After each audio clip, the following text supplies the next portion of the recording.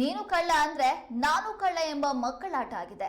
ನಾನು ಹೇಳಿದ ಮೊನ್ನೆ ಡೆತ್ ನೋಟ್ನ ಪ್ರಕಾರ ಎಫ್ಐಆರ್ ಆಗಿಲ್ಲ ಅಂತ.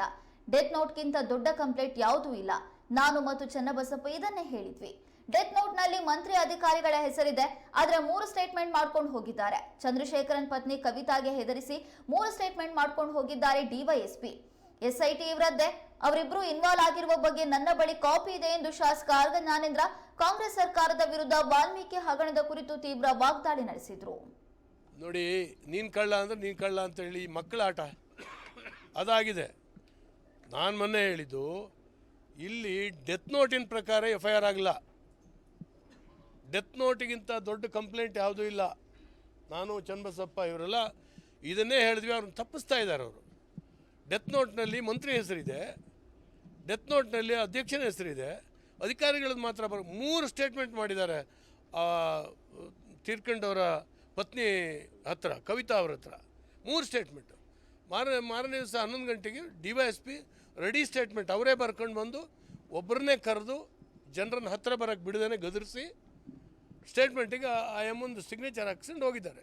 ಇದರ ಅರ್ಥ ಏನು? ಇಡೀ ಸರ್ಕಾರವೇ ರಕ್ಷಣೆ ಮಾಡುವಂಥ ಮಂತ್ರಿನ ಮತ್ತು ಇವ್ರನ್ನ ರಕ್ಷಣೆ ಮಾಡುವಂಥ ಕೆಲಸ ಮಾಡಿದೆ.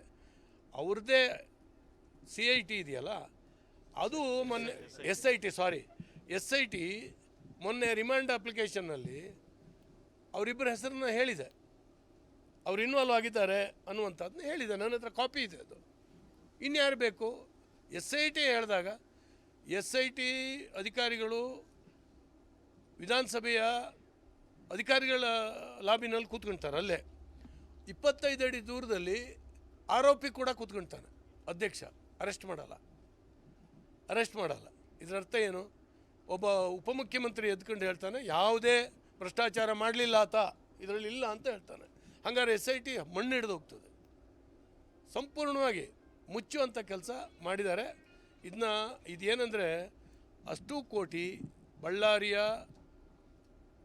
ಚುನಾವಣೆಗೆ, ಲೋಕಸಭೆ ಚುನಾವಣೆ ಖರ್ಚಾಗಿದೆ ಅಂತೇಳಿ ಹೇಳಿ ED ಈಗಾಗಲೇ ರಿಮಾಂಡ್ ಅಪ್ಲಿಕೇಶನ್ನಲ್ಲಿ ತೋರಿಸಿದೆ ಮತ್ತು ಕೋರ್ಟಿಗೆ ಕೊಟ್ಟಿದೆ.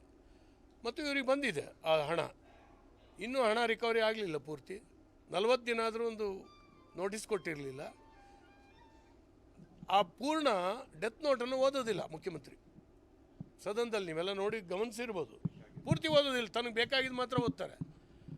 ಇದಕ್ಕೆ ನಾವೊಂದು ವಿರೋಧ ಪಕ್ಷವಾಗಿ ಪಾರ್ಲಿಮೆಂಟರಿ ಡೆಮಾಕ್ರಸಿನಲ್ಲಿ ಬೇರೆ ಏನು ಮಾಡೋದು ಹೇಳಿ? ನಾವು ಜನಕ್ಕೊಂದು ಹೇಳಬೇಕಲ್ಲ, ಇಷ್ಟೊಂದು ಮಾಡ್ತಾರೆ ಭ್ರಷ್ಟಾಚಾರ, ಇವರು ಮುಚ್ಚಾಕ್ತಾ ಇದ್ದಾರೆ ಅಂತ ಹೇಳೋ ಕೆಲಸ ನಿನ್ನೆ ಹೌಸ್ ಸ್ಟಾಲ್ ಮಾಡೋದ್ರ ಮೂಲಕ ಅದನ್ನ ಹೇಳಿದ್ದೀವಿ. ಅವರು ನಿಮ್ಮ ಕಾಲದ್ದು, ನಮ್ಮ ಕಾಲದ್ದು ಯಾವ್ದಾದ್ರು ಇದ್ದರೆ ಮಾಡಿ ಅಂತ ಹೇಳಿದ್ದೀವಿ, ನಿಲ್ಲಿಸಿ ಅಂತ ಹೇಳಿಲ್ಲ. ನಮಗೆ ಭಯ ಏನೂ ಇಲ್ಲ. ಇವರು ಸುಮ್ಮನೆ ಕಾಗೆ ಹಾರಿಸೋ ಕೆಲಸ ಮಾಡಬಾರ್ದು. ತಾವು ಸಿಕ್ಕಾಕೊಂಡಿದ್ದೀವಿ ಅಂತ ಮಾಡಲಿ, ಎನ್ಕ್ವೈರಿ ಮಾಡಲಿ, ಯಾರನ್ನ ಬೇಕಾದ್ರೂ ಜೈಲಿಗೆ ಕಳಿಸ್ತೀವಿ. ನಾವೆಲ್ಲ ಅಡ್ಡ ತಡೆದಿದ್ದೀವಿ. ದಲಿತರ ದುಡ್ಡು ಇದು, ಬಡವ್ರ ದುಡ್ಡು.